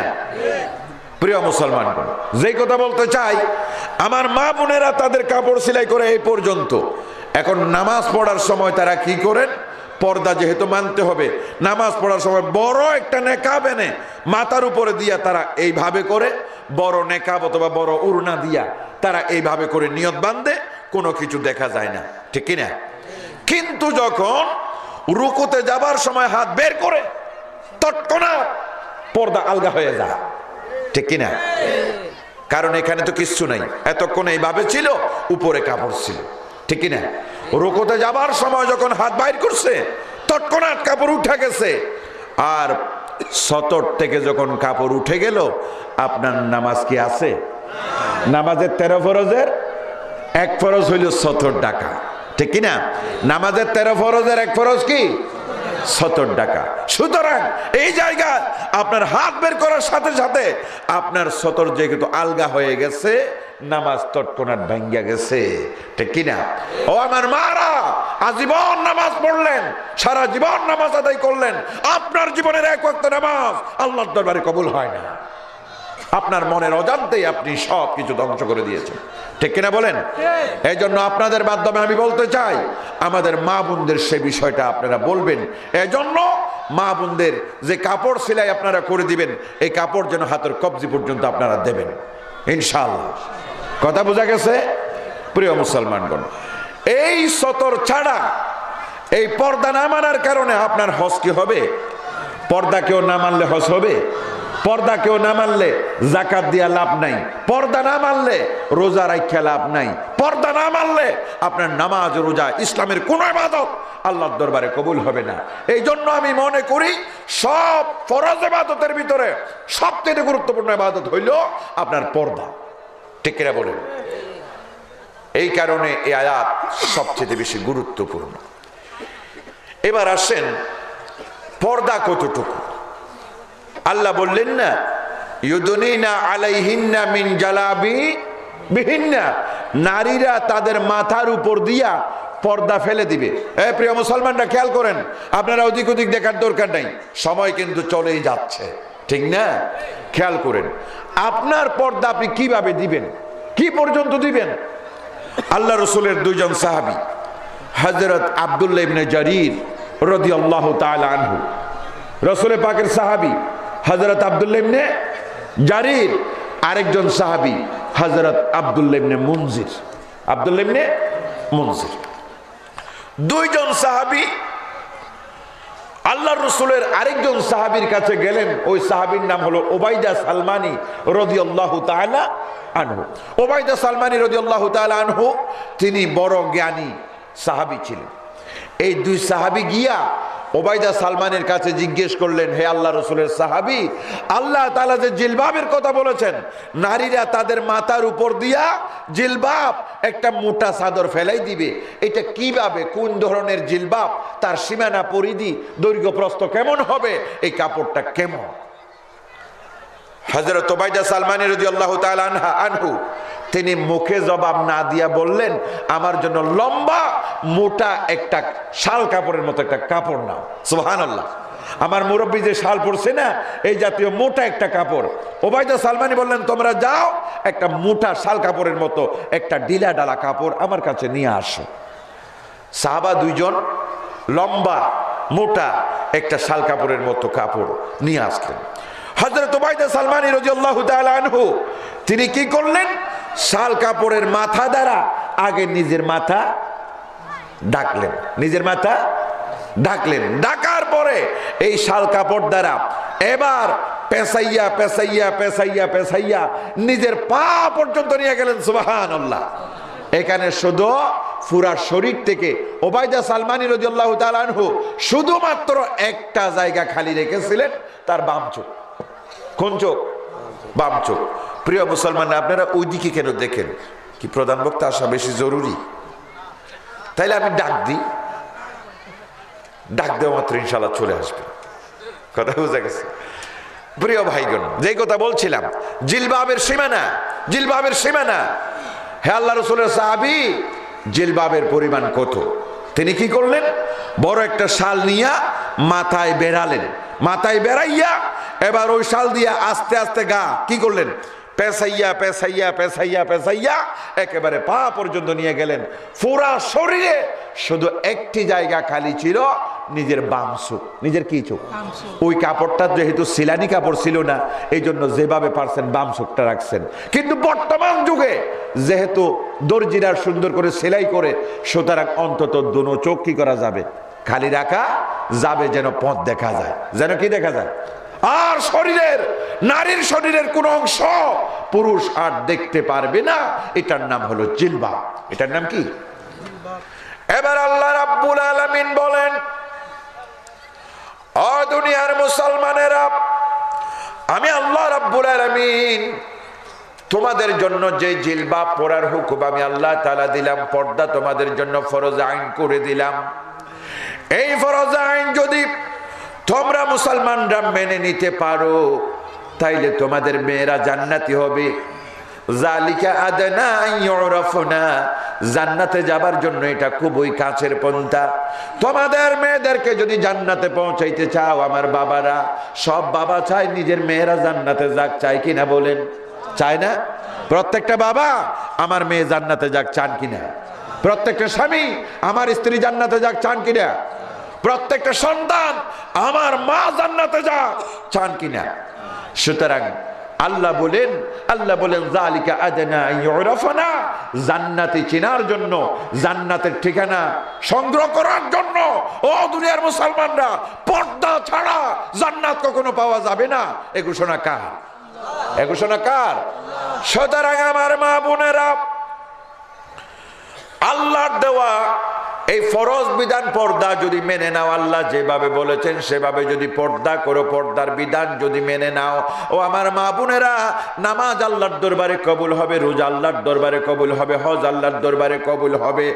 আর পর্দার বিধান যদি না মানতে পারো, আল্লাহর এই সিদ্ধান্ত যদি না মানতে পারো, আমার মা বোনেরা, সারা জীবনের নামাজ, সারা জীবনের ইবাদত একটাও আল্লাহর দরবারে কবুল হবে না। এই জন্য আমার মা বোনদের বলি, প্রিয় মা বোনেরা, জান্নাতে যদি যেতে চান পর্দা মেনে নিতে হবে, ঠিক কিনা বলেন? আর যদি আপনি নিজের পক্ষ থেকে সিদ্ধান্ত নিয়ে যান যে আমি জাহান্নামে যাইতে রাজি, পর্দা মানার কোনো দরকার নাই, তাইলে আপনার পক্ষে আমার কোনো কথা নাই। ও মা বোনেরা, আমরা আলেম ওলামারা কোরআন হাদিসের কথাগুলো বইলে আপনাদেরকে জাহান্নাম থেকে বাঁচাইয়া জান্নাতে নিতে চাই। ও আমার মারা, ও আমার বোনেরা, জান্নাত যদি পেতে চান পর্দা আমাদের মেনে নিতে হবে, ঠিক কিনা বলেন? পর্দা মেনে নিতে হবে, পর্দা মানা ছাড়া কোনো পথ আমাদের আছে? প্রিয় মুসলমানগণ, আজকে আমার নারীরা তারা অনেকে পর্দা মানে, কিন্তু পর্দা মানার পরেও তাদের এই পর্দা আল্লাহর দরবারে কবুল হচ্ছে না। قال رسول الله صلى الله عليه وسلم لعن الله الكاسيات العارية। কথাকার আল্লাহ রসুলের, কথাকার আল্লাহ রসুল বর্ণনা করেছেন লানাল্লাহ, আল্লাহর লানত, আল্লাহর লানত আল কাসিয়াত, ওই সমস্ত কাপড় পরিহিতা নারী, আল আরিয়াত, যারা উলঙ্গ, যারা কি কাপড় পরা আবার উলঙ্গ। এটা কি কথা? কাপড় না থাকলে তো উলঙ্গ হয়, ঠিক না? কাপড় না থাকলে কি হয়? উলঙ্গ হয়। আল্লাহ রসুল বলছেন ওই সকল নারী যাদের উপর আল্লাহ লানত, তারা কাপড় চোপড় পরে তারপরও তারা উলঙ্গ, তারপরও তারা, এটা কিভাবে হতে পারে? কাপড় চোপড় থাইকে আবার উলঙ্গ হয় নাকি? মুহাদ্দিসিনে কেরামের ব্যাখ্যা আপনারা ভালো করে শুনুন। কাপড় চোপড় পরার পরেও একজন নারীকে আল্লাহ রসুল উলঙ্গ বলেছেন। তিনি কেমন নারী? যেই নারী কাপড় চোপড় পরে, এমন পাতলা কাপড় বাইর থেকে ভিতরের অংশ দেখা যায়, আছে নাকি না? আপনার মেয়ের বিয়া, আপনার বোনের বিবাহ, আপনার ভাইজির বিয়া, আপনি কাপড় কেনার জন্য ঈদগাহ গেছেন, ঈদগাহ এনামের দোকানে বা মনে রেখো টনে রেখো কত দোকান আছে, গেছেন, সব কাপড় নেটের শাড়ি, ঠিক না? সব কাপড় কি নেটের শাড়ি। আমিও গেলাম আমার এক শালিকার কাপড় কেনার জন্য, আমিও গেলাম, দেখা যায় সব নেটের শাড়ি। আমি আল্লাহকে বললাম, এই কাপড় কেনার পরে কিয়ামতের দিন আমি আল্লাহ তোমার দরবারে কি জবাব দিতে পারবো? আমি বললাম এত পাতলা শাড়ি তো নেওয়া যাবে না।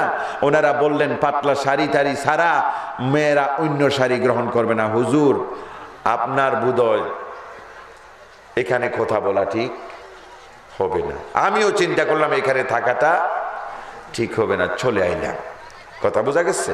নেটের শাড়ি আমি লক্ষ্য করলাম, এমন শাড়ি এদিক দিয়া দেখলে সারা দুনিয়া দেখা যায়, ঠিক না?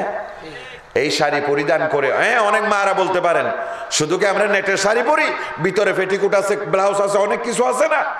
বাইরের কাপড় বেদ করে যদি ভিতরের কাপড় দেখা যায়, সেখানেও পুরুষের কিন্তু চোখ পড়ে যায়, ঠিক কিনা? ঠিক কিনা? আজকে অনেকে বলে তাইলে হুজুরদের চোখ বুঝি খুব বেশি খারাপ, আপনাদের চোখ খুব বেশি ভালো, ঠিক না? আপনাদের চোখ খুব বেশি ভালো, আমাদের চোখ খুব বেশি খারাপ। পদার্থবিজ্ঞান কি বলে? এতদিন পর্যন্ত ইসলাম, আজ থেকে ১৫০০ বছর আগে পৃথিবীর জমিনে ইসলাম এসেছে, কোন ধরনের বিজ্ঞান ইসলামের বাস্তবসম্মত বিধানকে তারা মেনে নেয় নাই।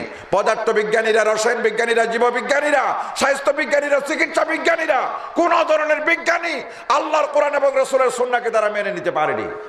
কিন্তু আজ ১৫০০ বছর পরে এসে বিজ্ঞান যখন তার চরম উন্নতি উৎকর্ষতার যুগে আরোহণ করলো, বিজ্ঞান তার বৈজ্ঞানিক সভ্যতা দিয়া আজ গোটা পৃথিবী জয় করলো, ধীরে ধীরে বিজ্ঞান চলে আসলো কোরআনের পক্ষে। সুবহানাল্লাহ।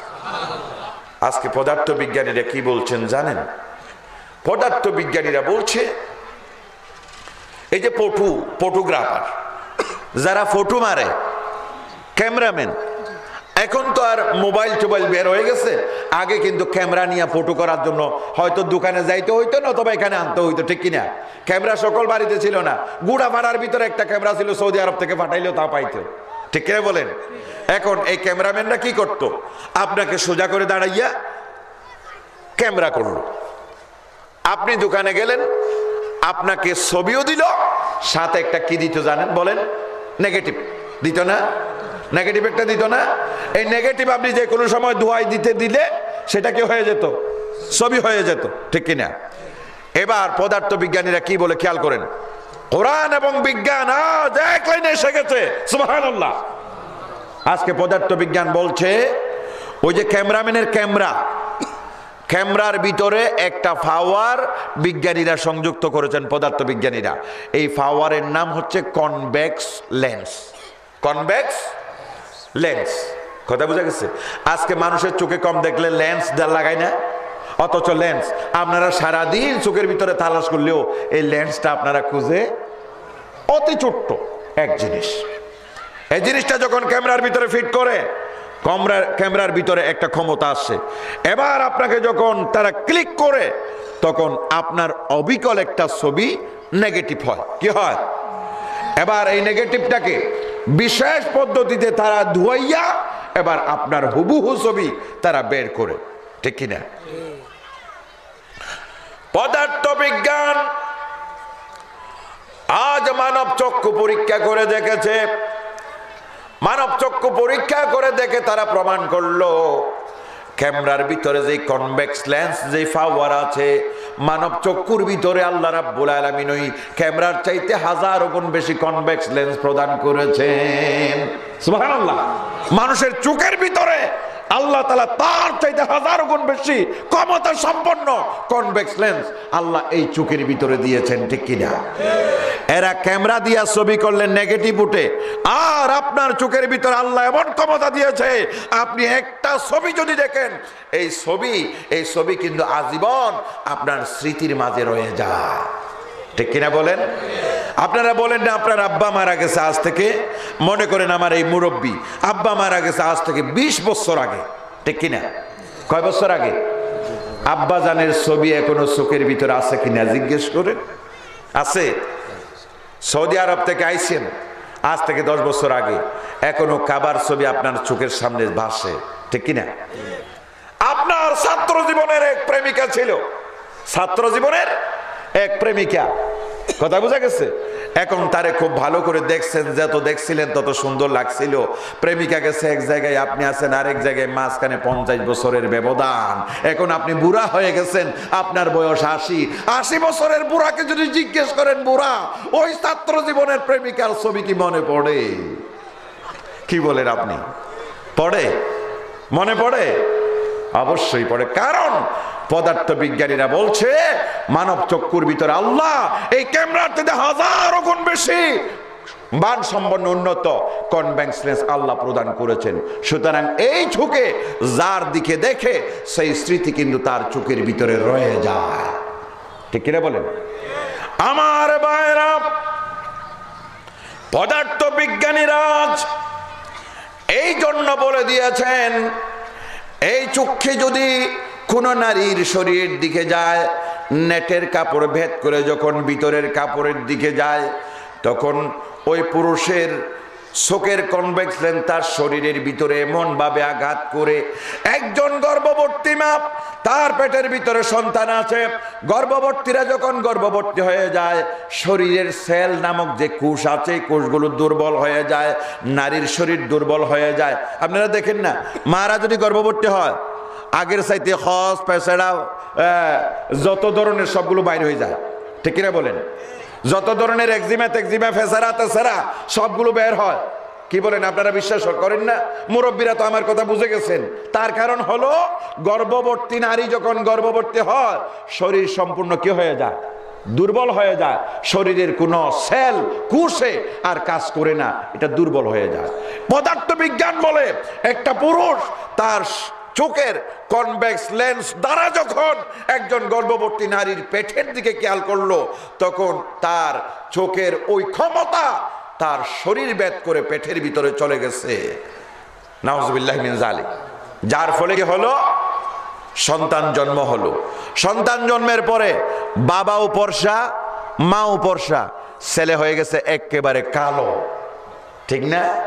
কি রে ব্যাপার, বাপও ফর্সা মাও ফর্সা, ছেলে এইভাবে কালো হইল কেন? কোনো ভেজাল তেজাল আসেনি, ঠিক না? এই জাতীয় সমস্যা আছে নাকি নাই? বাপও ধার্মিক, মাও ধার্মিক, ছেলে হইল গুন্ডা। ছেলে হইল কি? মানুষ আফসোস করে, হাই রে, যে অমুক মাওলানা বেচারা সারা জীবন আল্লাহ তাআলার কত ইবাদত করেছে, মানুষটা খুব ভালো, বহুত ভালো, কিন্তু ছেলেটা এভাবে গুন্ডা হইল কেমনে? মানুষ চিন্তা করে না? চিন্তা করে। আজ পদার্থ বিজ্ঞান বলে পুরুষের চোখে আল্লাহ রাব্বুল আলামিন যে কনভেক্স লেন্স দিয়েছেন, ওই কনভেক্স লেন্স দ্বারা যখন একজন গর্ভবতী নারীর পেটের উপরে গিয়া তার চোখের ফাওয়ারটা পড়ে, ওই ফাওয়ার তার শরীর ভেদ করে গর্ভের ভিতরে চলে গেছে। যেই মানুষটা তার দিকে খেয়াল করেছে, ওই মানুষটা ছিল গুন্ডা চরিত্রের, যার কারণে সন্তান গুন্ডা হয়ে গেছে। ওই মানুষটা ছিল কালো রঙের, যার কারণে সন্তান কালো হয়ে গেছে। সুবহানাল্লাহ। তাহলে পদার্থ বিজ্ঞান আজ কি বলছে? পদার্থ বিজ্ঞানীরা বলছে আজ আমরা একমত, আজ আমরা একমত। কি? কোরআন যেই কথা বলেছে ১৫০০ বছর আগে, সেই কথা বাস্তব, সেই কথা সত্য। আজ আমরা পদার্থ বিজ্ঞানীরা স্বীকার করে নিতে বাধ্য হলাম। সুবহানাল্লাহ। আজকে আমার নারীরা, আজকে আমার মা বোনেরা, স্বামী গেছে সৌদি আরবে, ঠিক না? স্বামী গেছে কোথায়? সৌদি আরবে। আর সৌদি আরব থেকে বুরকা তুরকা পাঠায়, খুব সুন্দর, পাথরে থাতরে খসখসে চকচকে করে। একদিক দিয়া দেখলে পাথরগুলো লাল, আরেক দিক দিয়া দেখলে পাথরগুলো সবুজ, আরেক দিক দিয়া দেখলে পাথরগুলো সাদা। মূলত পাথরগুলোর রং একটাই, কিন্তু সূর্যের আলো পিছনে একরকম, সামনে একরকম, সাইডে একরকম, ঠিক কিনা বলেন? এই জাতীয় বুরকা তারা পরে, এই জাতীয় বুরকা তারা পরে। এই বুরকা একেবারে দাঁড়ো, মোটা, ডিলা ডালা, সব ঠিক আছে, কিন্তু উপরে এত কারুকাজ করা হয়েছে যে কারুকার্যের কারণে একটা পুরুষের চোখ তার শরীরে যেতে বাধ্য, ঠিক কিনা বলেন? একটা পুরুষের চোখ তার শরীরে যায়। আল্লাহ রাসূল বলেছেন, ওই সকল নারী যারা কাপড় চোপড় পরার পরেও উলঙ্গ, তার মানে একটা নারী উলঙ্গ হলে যেমন পুরুষেরা তার দিকে দেখে, অনুরূপভাবে একটা নারী যেমন এই জাতীয় চাকচিক্যময় পোশাক পরিধান করে ঘর থেকে বের হয়ে যায়, তখন পুরুষের চক্ষু তার দিকে পড়ে যায়, ঠিক কিনা বলেন? আল্লাহ রাসূল এই জাতীয় নারীদের উপরও লানত দিয়েছেন। সুতরাং আমার মা বোনেরা, আপনাদের স্বামী সৌদি আরব বা দেশে আছেন, বেশিরভাগ সৌদি আরব বিদেশে বসবাস করেন। আজকে আপনারা জানেন না, হয়তো আপনারা ঈদগাহর মানুষ, আপনারা জানেন না। ঈদগাহর মানুষের সামনে ঈদগাহর অন্য কেউ কথা সহজে বলতে চাইবে না, আমার দোষ আমার সামনে কেউ বলবে না, ঠিক কিনা বলেন? অনুরূপ আপনারা ঈদগাহর মানুষ, আপনাদের সামনে ঈদগাহর বদনাম কেউ করে না। কিন্তু আমরা যারা কোটাগালীর মানুষ, বিভিন্ন জায়গার মানুষ, আজকে বিভিন্ন জায়গার মানুষেরা কি বলে জানেন? আপনাদের ঈদগাহর মেয়ে নিজের ছেলের জন্য বউ বানাইতে চায় না। তার পিছনে কারণ এরা ভাবে এরা সারাদিন ঈদগাহ মার্কেট ছাড়া কিছু বুঝে না, ঠিক কিনা বলেন? আপনাদের ঈদগাহ বাজারে পুরুষের চাইতে নারীর সংখ্যা বেশি, ঠিক না? আমার মনে হয় বাংলাদেশে অন্য কোনো জায়গায় এইভাবে নাই যেভাবে ঈদগাহতে আছে। আমি আপনাদের বদনাম করতেছি না, প্রিয় মুরব্বীরা, আপনারা রাগ করবেন না, যেটা সত্য সেটাই বলতেছি। আমি কি মিথ্যা কথা বললাম? ও দুনিয়ার মুসলমানেরা, আজ পদার্থ বিজ্ঞান কি বলে? পদার্থ বিজ্ঞান বলে দিয়েছে পুরুষের চোখে রিফ্লেকশন অফ লাইট আছে। পদার্থ বিজ্ঞান, reflection of light, reflection of light, পদার্থ বিজ্ঞানের ভাষায় বলে রিফ্লেকশন অফ লাইট। এটাকে বলে আলোর ক্ষমতা। আলোর কি ক্ষমতা? আলোর ক্ষমতা কত মরণবেদী, আলোর ক্ষমতা কত মারাত্মক আপনারা জানেন না। আপনারা দেখেছেন আপনার পেটের ভিতরে ব্যথা যন্ত্রণা করে, পেটের ভিতর ব্যথা যন্ত্রণা হয়, এখন এমন ভাবে যন্ত্রণা করতেছে, পল্লী ডাক্তারের কাছে গেলেন, তিনি বলেন এমবিবিএস ডাক্তার দেখাও। এমবিবিএস ডাক্তারের কাছে গেলেন, তিনি বললেন একটা এক্সরে করো। এক্সরে করাইতে গিয়া ধরা পড়লো কিডনির ভিতরে পাথর। কিডনির ভিতর কি পাথর? খেয়ে দেখছে, আপনি দেখছিলেন কোনোদিন? যার পেটে হইছে সেও দেখে নাই, ডাক্তারও দেখে নাই, কেউ দেখে নাই, কিন্তু পাথর যে আপনার পেটের ভিতরে আছে, 2টা নাকি 3টা নাকি একটা, কত বড় সাইজ কত, এটা বাইর করে আনছে কে জানেন? পদার্থবিজ্ঞানের reflection of light, reflection of light. এরা কি করছে? এরা এমন একটা এক্সরে মেশিন তৈরি করেছে, আপনি যখন গেলেন আপনাকে একটা চৌকির উপরে তারা লম্বা করে শোয়ালো, ঠিক না? এবার আপনার শরীরের উপর একটা মেশিন হাজির, মেশিন একটা হাজির, বলে যে নিঃশ্বাস বন্ধ করো। এগুলো আমি জানি, কারণ আমারও পাথর হয়েছিল, এগুলো আমি জানি। এখন বলে যে নিঃশ্বাস বন্ধ করো, নিঃশ্বাস বন্ধ করলাম। ওই মেশিনটা তারা সুইচ অন করে দিল, হঠাৎ একটা আলু, একটা সামান্য আলুর মতো একটা আলু ওই জায়গার উপরে গিয়া কি করেছে? পড়েছে। এই 5-10 সেকেন্ড রাখার পরে বলে যে এবার নিঃশ্বাস ছাড়ো, ঠিক না? নিঃশ্বাস কি ছাড়ো, এবার বলে উঠে যান। এই 10 সেকেন্ডের ভিতরে আপনি খেয়াল করবেন, 10 সেকেন্ডের ভিতরে ওই মেশিনের আলু, সামান্য আলু বলে আপনার কাছে মনে হয়েছিল, ঠিক না? এই মেশিনের আলু আপনার আপনার চামড়া, গোস্ত, হাড্ডি সবগুলো বেদ করে আপনার পেটের ভিতরে ঢুকা, কোন জায়গায় পাথর, কোন জায়গায় ক্যান্সার, কোন জায়গায় আলসার, কোন জায়গায় গা, সবগুলো বের করে আনছে, ঠিক কিনা? এবার তাইলে চিন্তা করে দেখেন, এই যে লাইটের একটা ক্ষমতা আছে নাকি নাই? লাইটের ক্ষমতা আছে নাকি নাই? এই লাইট কি করলো? আপনার পুরা শরীর ভেদ করে ভিতরের ছবি সবগুলো হাজির করে দিল, ঠিক কিনা? আজ পদার্থ বিজ্ঞানীরা বলে, ও দুনিয়ার মুসলমানেরা, এতদিন আমরা আল্লাহ রাব্বুল আলামিন কেন পুরুষকে নারীর দিকে না দেখার জন্য বলেছেন, নারীকে পুরুষের দিকে না দেখার জন্য বলেছেন? আমরা এতদিন বলতাম কোরআন রক্ষণশীল, কোরআন কিছু বুঝে না, আল্লাহ কিছু বুঝে না। নাউজুবিল্লাহ, কোরআন কিছু বুঝে না, আল্লাহ কিছু বুঝে না। 1500 বছরের ইসলাম, সেটা পুরানা ইসলাম, তারা কিচ্ছু বোঝে না। এতদিন আমরা তো এই ধারণা করেছিলাম। আজ পদার্থ বিজ্ঞানীরা বলে, ও দুনিয়ার মানুষেরা, আজ আমরা সারা দুনিয়ার পদার্থ বিজ্ঞানীরা কোরআনের সাথে কাতারে হাজির হয়ে গেলাম।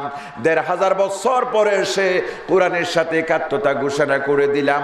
ও পুরুষেরা, তোমরা নারীর দিকে দেখো না, কারণ সামান্য লাইটের আলো যদি তোমার শরীর ভেদ করে ভিতরে যেতে পারে, মানুষের চোখের ভিতরে আল্লাহ রাব্বুল আলামিন ওই রিফ্লেকশন অফ লাইট এত বেশি পাওয়ারফুল করে দিয়েছেন, নারীর শরীর ভেদ করে অনেক ভিতরে সেই পাওয়ার চলে যায়। সুবহানাল্লাহ, সে পাওয়ার চলে যায়। এই জন্য আমার আল্লাহ বলেন, ওয়াকুল লিল মুমিনিনা ইয়াগুদ্দু মিন আবসারিহিম ওয়া ইয়াহফাযু ফুরুজাহুম যালিকা আযকা লাহুম।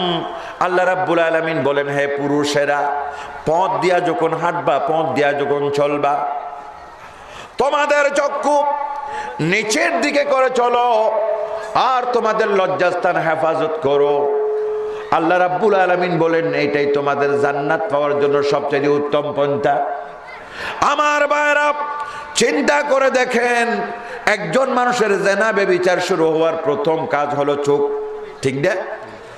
চোখে যারে সুন্দর লাগে তারে এবার ধীরে ধীরে মুখ ব্যবহার করে, ঠিক কিনা? চোখে সুন্দর লাগলে, চোখের নজরে যেই ভালো, মনে মনে ভাবতেছি এর সাথে কিছু করা যায় কিনা, এবার আস্তে আস্তে জবানে কাজ শুরু হয়ে গেছে, ঠিক কিনা? জবান ব্যবহার করার পরে এক সময় নারীরে ফাঁদে ফেললা জেনা ব্যভিচার পর্যন্ত আমরা পৌঁছে যাই, ঠিক কিনা? এই জন্য আমার আল্লাহ বলেন, ও দুনিয়ার মোমেন পুরুষেরা, তোমাদের চোখ নিচের দিকে রাখো, তোমাদের লজ্জাস্থানের হেফাজত করো। খবরদার, খবরদার, জান্নাত যদি পেতে চাও, তোমার চোখ দ্বিতীয়বার কোনো নারীর উপরে যেন না পড়ে। সুবহানাল্লাহ। হযরতে বারিরা বুরাইদা রাদিয়াল্লাহু তাআলা আনহু, আল্লাহর রাসূলের জলিলুল কদর একজন সাহাবী, তিনি বর্ণনা করছেন, আল্লাহর রাসূল একদিন আল্লাহর রাসূলের মেয়ে ফাতেমার জামাই শেরে খোদা আলী রাদিয়াল্লাহু তাআলা আনহুকে বলছেন, হে আমার মেয়ের জামাই আলী। কথা বলছেন রাসূল, কথা বলছেন কে? বলতেছেন কারে? নিজের মেয়ের জামাই আলী রে। আলী, আলী, খবরদার, খবরদার, পথ দেয়া যখন তুমি যাবা, কোন সুন্দরী নারী চাকচিক্যময় নারী, একেবারে টাইট ফিট নারী তোমার সামনে পড়ে যাইতে পারে। এমন অবস্থায় চোখ পড়া মাত্র তোমার চোখ নিচের দিকে করো। ও আলী, প্রথমবার তোমার চক্ষু গেছে, এই জন্য তুমি দায়ী নয়। আল্লাহ রাব্বুল আলামিন তোমার আমলনামায় কোনো গুনাহ লিখবে না। কিন্তু আলী, দ্বিতীয়বার যদি তুমি ওই নারীর দিকে খেয়াল করো, তাইলে বোঝা গেছে এবার তোমার ইচ্ছা দিয়া তুমি ওই নারীর দিকে দেখেছো, সুতরাং সেই জন্য তোমার চোখের জন্য চোখ জানা হিসেবে তোমার আমলনামায় গুনাহ লেখা হয়ে যাবে। সুবহানাল্লাহ। আল্লাহ রাব্বুল আলামিনের অর্ডার। ও পুরুষেরা পথ দিয়া যখন হাঁটবা নিচের দিকে চেয়ে চেয়ে হাঁটো। কোন নারীর দিকে একবার যদি চোখ যায় তৎক্ষণাৎ নিচের দিকে করো।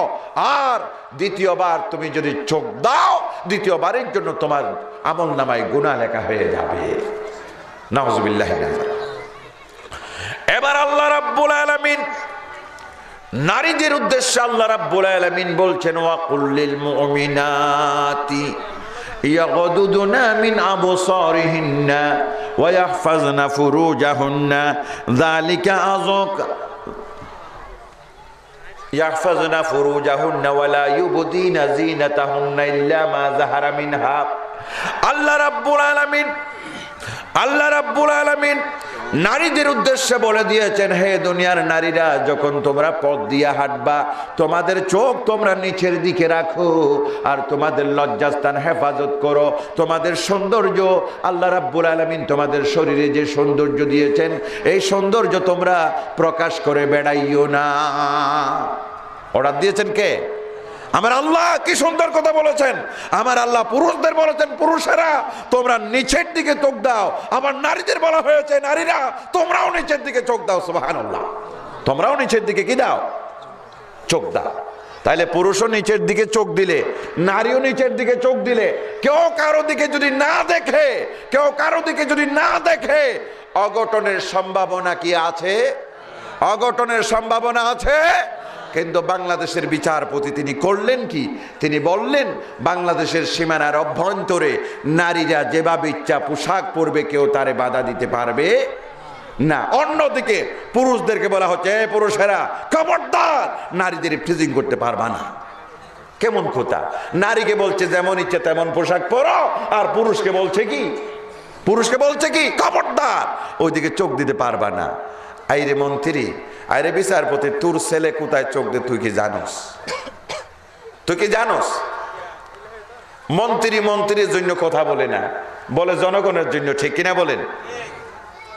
অনেক সময় বলে না, হুজুরেরা নিজেদের জন্য ওয়াজ করে না, করে বাইরের জন্য। ঠিক কিনা?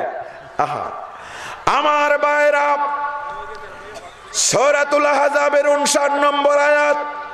আমার আল্লাহ রাব্বুল আলামিন কত বেশি হাকিম আপনারা চিন্তা করে দেখেন। এই আয়াত আল্লাহ রাব্বুল আলামিন বলছেন, নবী, পর্দার বিধান আমি আল্লাহ ফরজ করে দিলাম, কিন্তু এই পর্দার বিধান আগে নিজের স্ত্রীদের উপরে কায়েম করো, নিজের বউদের উপরে কায়েম করো।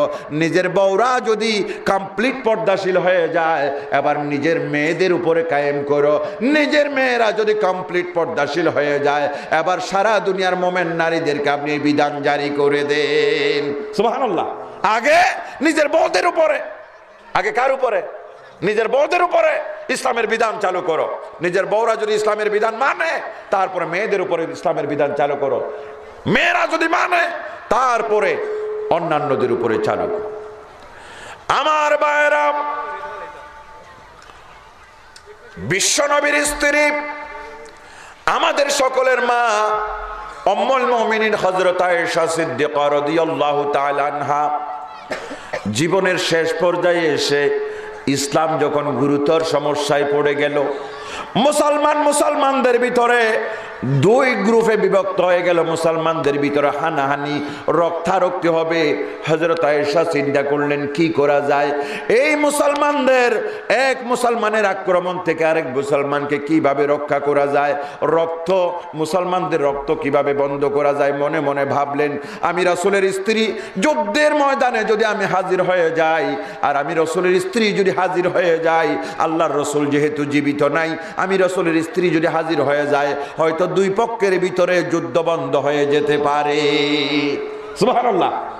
অস্ট্রেট যুদ্ধে জঙ্গি জামালে হযরত আয়েশা সিদ্দিকা রাদিয়াল্লাহু তাআলা আনহা তিনি হাজির হয়ে গেলেন। পরবর্তীতে যখন তিনি চলে আসলেন, মনে মনে ভাবলেন, আফসোস আফসোস, আমি তো একজন নারী, আমি রাসূলের পাকের স্ত্রী, আমি যুদ্ধের ময়দানে গেলাম, কাল কিয়ামতের ময়দানে আল্লাহ রাব্বুল আলামিন যদি আমাকে প্রশ্ন করে, আয়েশা কেন জিহাদের ময়দানে গিয়েছিলা?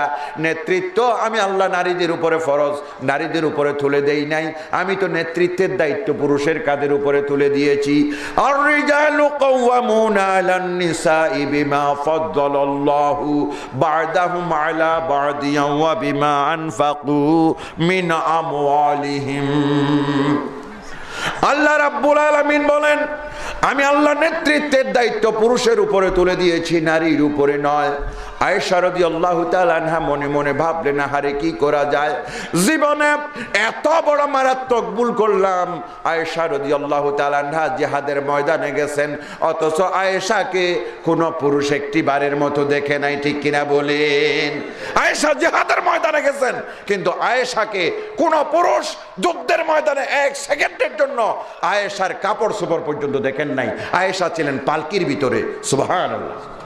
প্রিয় মুসলমানগণ, আমাদের সম্মানিত প্রধান মেহমান, আমাদের সম্মানিত প্রধান মেহমান, আজকের প্রধান মুফাসসির আল্লামা মোল্লা নাজিমউদ্দিন সাহিব মাদ্দাজিল্লাহুল আলী আমাদের মঞ্চে হাজির হয়ে গেছেন। আমি 2 মিনিটের ভিতরে আমার আলোচনা শেষ করছি ইনশাআল্লাহ। প্রিয় মুসলমানগণ, যেই কথা বলতে চাইলাম, আয়েশা রাদিয়াল্লাহু তাআলা আনহাকে যুদ্ধের ময়দানে 1 সেকেন্ডের জন্য কোন পুরুষ দেখে নাই। তা সত্ত্বেও আয়েশা সারা জীবন, আমি কেন যুদ্ধের ময়দানে গেলাম, আমি কেন জিহাদের ময়দানে গেলাম, সারা জীবন আয়েশা রাদিয়াল্লাহু তাআলা আনহা আল্লাহর কাছে তওবা করেছেন, চোখের পানি ফেলেছেন, ও আল্লাহ, কিয়ামতের ময়দানে আমি আয়েশা কিভাবে বাঁচতে পারি।